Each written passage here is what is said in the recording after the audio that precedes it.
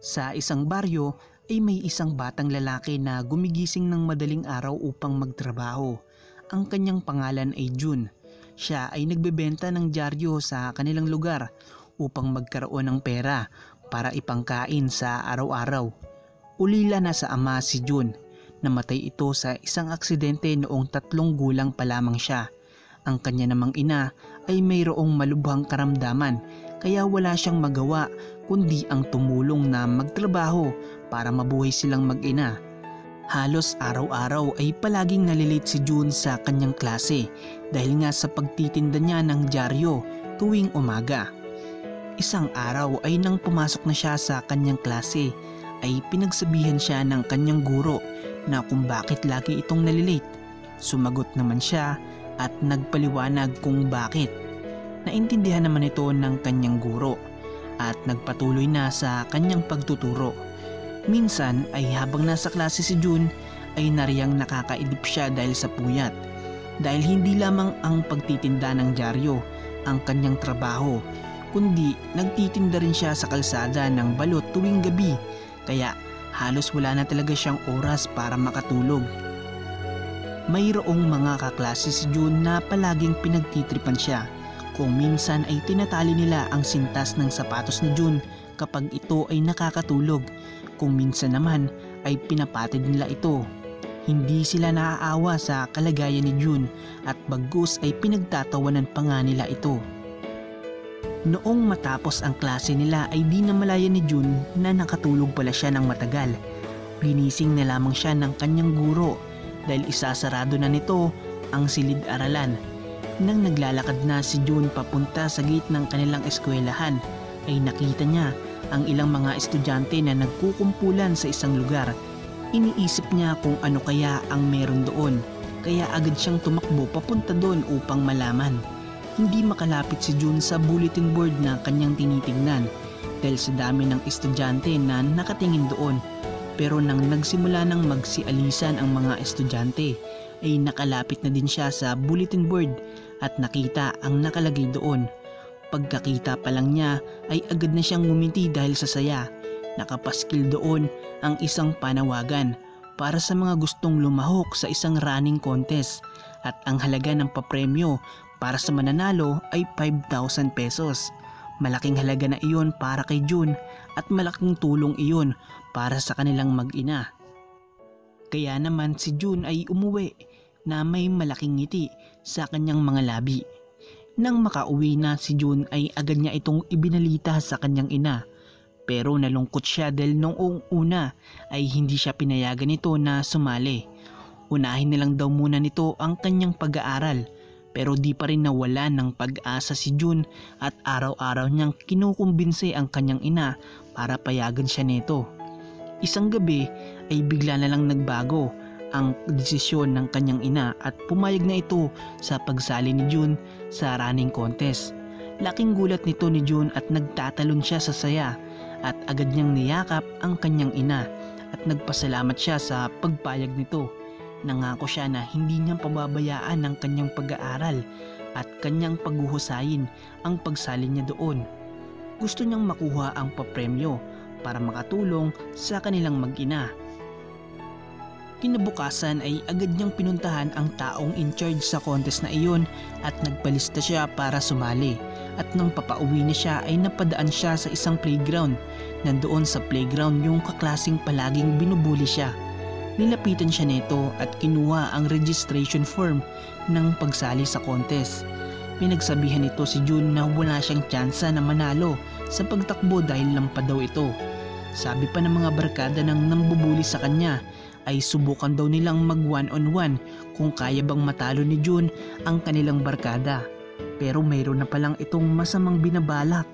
Palihim na niligyan nila ng bubog ang pagtatakbuhan ni June at walang kaalam-alam si June na may mangyayari na palang masama sa kanya. At yun na nga, nagsimula na silang dalawa sa pagtakbo. Nauuna si June nang bigla niyang matapakan ng bubog at bigla na lang itong natumba. Nabutas ang kaisa-isang sapatos ni June at nasugatan din pati ang paa nito. Lumapit ang magbabarkada at pinagtawanan lamang nila ito at sinabihan ng lampa. Habang papauwi na siya ay napadaan siya sa isang tindahan ng sapatos at meron siyang nagustuhang sapatos doon. Kaso ito ay nagkakahalaga ng 400 pesos. Kaya sinabi na lamang ni June sa tindero na babalikan na lamang niya ang sapatos na yon. Pagka-uwi niya sa kanilang bahay ay laking gulat ng kanyang ina nang makita niya na may sugat ang kanyang anak. Nagmadali itong gamutin ang sugat para hindi maimpeksyon at sinabi na lamang ni June na hindi niya nakita na may bubog pala ang kanyang dinadaanan. Nang matapos gamutin ng sugat ay umalis ang ina ni June para bumili ng makakain nila. Si June naman ay agad na binuksan ang alkansya niya para bilhin ang sapatos na nakita niya kanina. Ngunit nalungkot na lamang siya dahil 300 pesos lamang pala ang naipon niya. At itinago na lamang niya ulit ito at naisipang magtrabaho pa ng husto para mabili ang gusto niyang sapatos. Kinabukasan ay pumunta siya sa isang karinderya at tinanong kung gusto ba nila na kumuha ng tao para tagalinis ng tindahan o tagahugas ng pinagkainan. At maswerte naman siya at natanggap siya agad. Pinagsikapan niya ang kanyang trabaho para maipon agad ang pambili ng sapatos. At makalipas ang isang linggo ay binigay na nga sa kanya ang kanyang sweldo. Tuwang-tuwa siya at agad na pumunta sa tindahan ng sapatos at binili ito. Nakita siya ng mga nambubuli na may bagong biling sapatos kaya sinundan nila ito.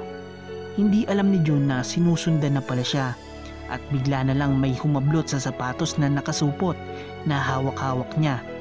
Hinabol niya ito pero pinagpasapasahan ito ng mga magbabarkada hanggang sa aksidenteng hindi nasalo ng isa sa pagkakabato nito.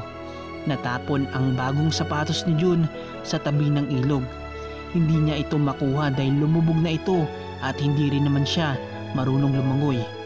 Agad na tumakbo pa pauwi ang kawawang si June at napansin ito ng kanyang ina. Kwento niya na nawala ang bagong sapatos na labis niyang pinag-ipunan. Ramdam ng ina ang lungkot ng kanyang anak kaya naisipan niyang ayusin ang nasirang sapatos ni June. Kinabukasan ay binigay ng ina ang lumang sapatos na inayos niya kay June. Nagalit si June dahil ang gusto daw niya ay isang bagong sapatos at padabog na bumalik sa kanyang higaan. At maya-maya pa ay may iniwan na kahon ang kanyang ina sa tabi niya at may kasamang sulat.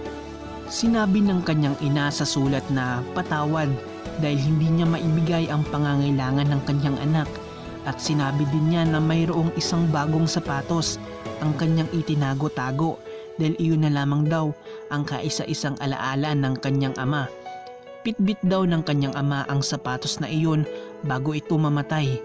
Tinago niya ito para may matira kahit isang bagay na magpapaalaala sa kanyang ama.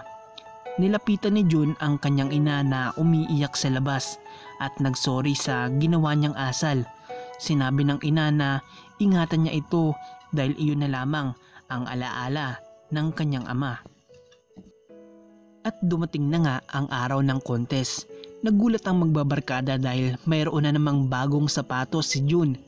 Pero hindi na nila ito pinansin dahil malapit nang magsimula ang contest. Sumama ang ina ni June sa kanya at nanood para suportahan ang kanyang anak. Nagsimula na ang pagtakbo. Noong una ay medyo nahuhuli si June pero maya-maya pa ay siya na nga ang nangunguna sa lahat ng kalahok. Tuwang-tuwa ang kanyang ina para sa kanyang anak at sumisigaw pa nga ito na, "Anak ko yan, galingan mo anak. Talunin mo sila." Lahat ay naghihiyawan dahil halos dikit na dikit lang ang labanan ng bawat kalahok. Pero maya-maya pa ay bigla na lamang siyang siniko ng nambubuli sa kanya at nadapa siya. Pero hindi siya nagpatinag. Tumayo siya agad at kumaripas sa pagtakbo at naabutan na ulit ang mga ibang kalahok. Maya-maya pa ay malapit na siya sa finish line. Binigay ni June ang lahat ng kanyang lakas sa pagtakbo upang mauna sa finish line. At hindi naman siya nabigo dahil nanalo siya. Labis-labis ang kanyang pagluha dahil sa kanyang pagkapanalo at dahil na rin sa malaking tulong ang premyo na kanyang makukuha para sa kanilang mag-ina. Agad namang bumaba sa kinaupuan ang ina ni June at niyakap ang anak at sinabing proud na proud siya sa anak niya. Kaibigan, marami sa atin ang may hirap. Ang iilan ay namomroblema kung saan kukunin ang ipangkakain sa araw-araw. Pero kahit na ganun ay hindi dapat sumagi sa ating isipan ang salitang pagsuko. At sa halip ay lagi nating isipin na kahit ilang beses pa tayong madapa sa problema sa ating buhay ay dapat lagi tayong bumabangon at patuloy na lumalaban. Huwag tayong sumuko kaagad. Huwag natin ipakita na mahina tayo. At ipakita natin sa buong mundo na malakas tayo, na kaya nating harapin ang anumang pagsubok sa ating buhay. Kaibigan, bago natin tapusin tong videong to ay shoutout muna kila Angelo Gubot, Balatbat Norman, Solid Billionaire Gang Fan at kay Elsa Bondoy. Kaibigan, maraming salamat sa inyong panonood at maraming salamat sa inyong oras. Hanggang sa susunod pa nating mga videos. Paalam.